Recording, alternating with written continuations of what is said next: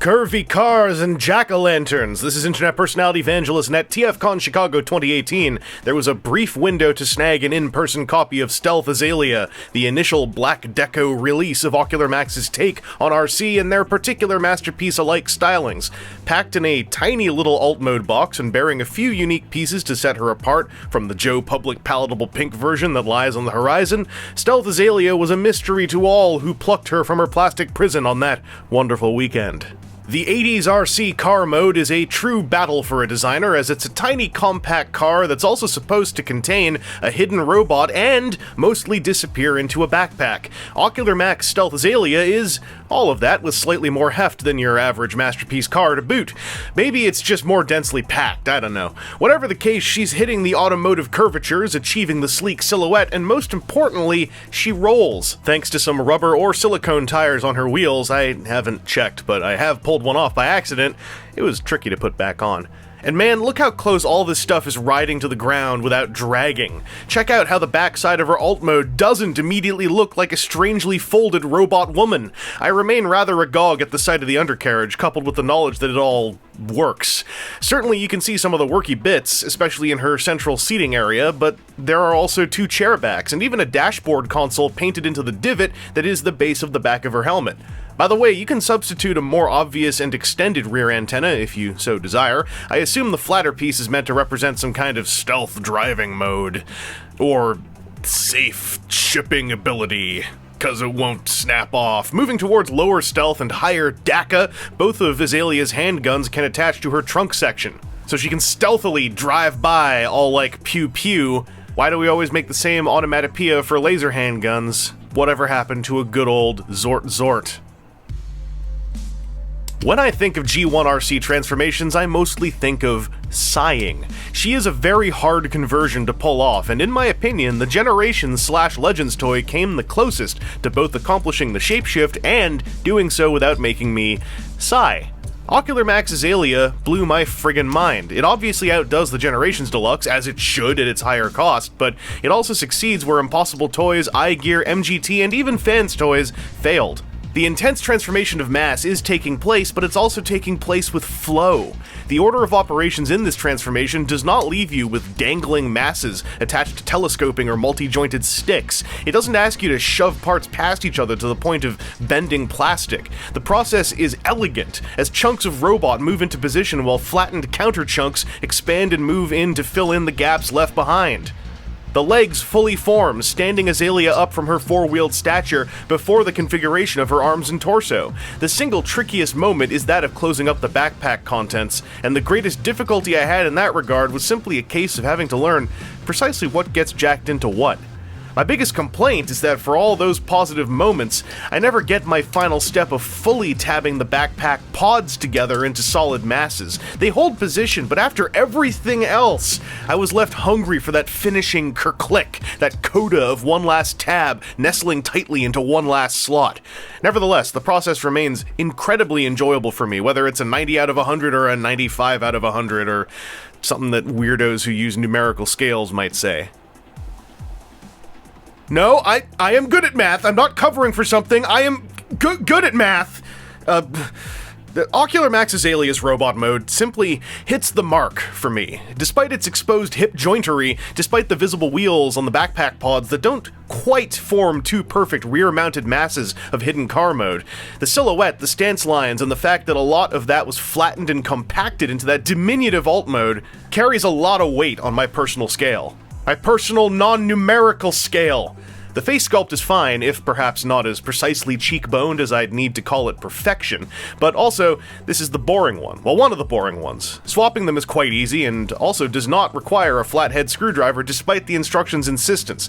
Your four basic face options are neutral, concerned, happy, and garnet. That's fine. They're the ones you'll see on the pink version. However, currently exclusive to Stealth Azalea are these two fine pieces of portrait power. A proper murder face, rendered in both regular colors and a special jack-o'-lantern color scheme complete with glow-in-the-dark paint in the eyes and mouth that is kind of impossible for me to capture easily on film, but I'm trying Faces aren't the only swappable parts, as Stealth Azalea also includes 4 pairs of hands, which change places via a simple and solid ball socket connection.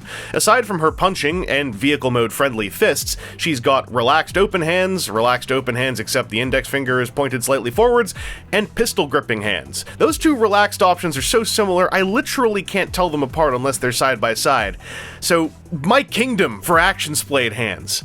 Also, I don't know if you got it before, but like the fists are the ones you need to have for transforming back into the car. You can leave other hands in there, but fingers start to crawl out and creep out from under the front bumper, and it's weird. As for the guns, aside from being used to shoot fools, you can store one in her backpack using the vehicle mode connection point. Sadly, you can't fit both back there, but I have been told there will be some retooling on the pink version to allow 1 or 2 of her pistols to mount onto either of her hips, so if you aren't doing the stealth version, this probably won't be a concern.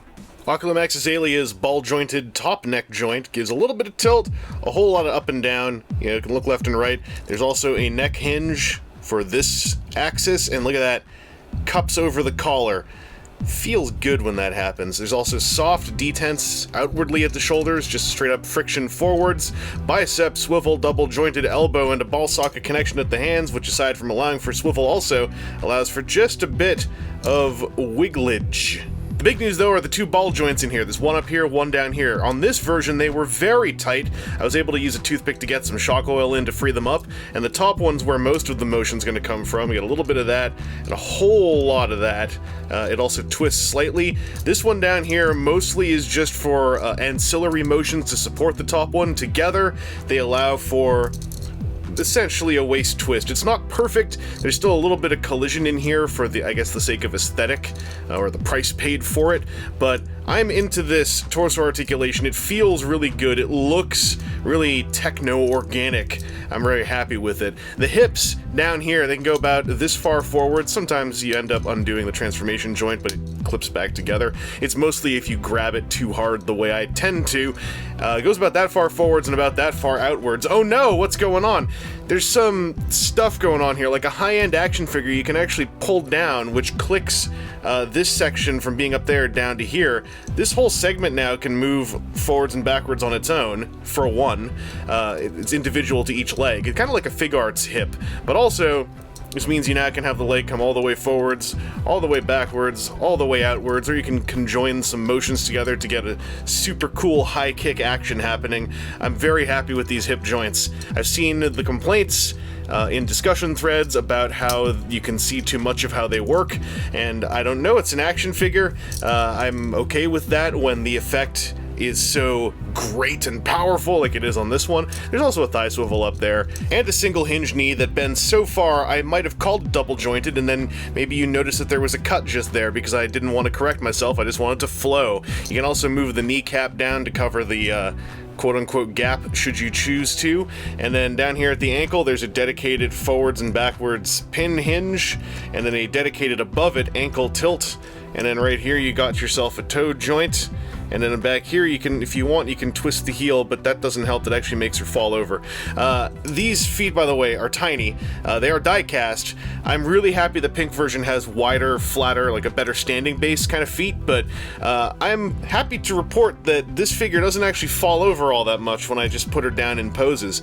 So I was worried that the tiny, pointy, high heel feet were going to be a bummer, but not really. Like, I'm more into the flat ones, don't get me wrong, and I wish that the gimmick were still in there to have these swap out for flat ones, but regardless, this is a very well articulated figure, and it also transforms really well into an Arcee car, Arcee car.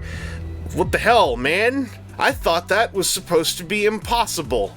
I found myself becoming almost trained to expect disappointment in higher-end G1 Arcee toys. I've spent weeks exploring the Ocular Max Azalea design, and my main negative takeaway remains the lack of tactile locking in the backpack pods, with the runner-up being my general dislike of pointy heel feet on action figures in general. And, like, that's it. The car mode is amazing, the transformation is divine, and the robot mode is straight up on par with your average SH Figuarts. With excellent balance-based diecast placement and murder face options that resonate with my soul, I am enormously satisfied with this piece, and the fact that the pink version is replacing the feet with superior, wider, flat-heeled parts just jazzes me up for its eventual release. There is no other G1-leaning Arcee on the market that brings the total package the way this one does, and no other Ocular Max release that feels this polished. It's almost as though, like, an extra mile or two was run on this project. Anyway, this has been Internet Personality Vangelus, and thank goodness there is finally a solid and satisfying magic transformation rendition of this character that breaks a chain of efforts that simply fell short, whether they ran into the wall of difficult physical shapeshifting realities or their own depressingly loud libidos.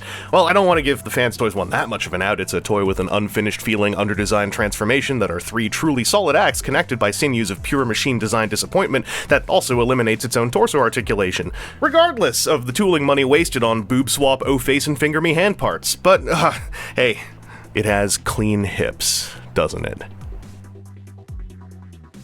Hey, I hope you enjoyed the video, and I want to thank you all for sticking with me, as over a decade now lies behind us in this media venture. With huge extra thanks to my eternally patient patrons on Patreon, and a raised glass to those who spotted me a drink or two on Coffee. Thank you, and thank you.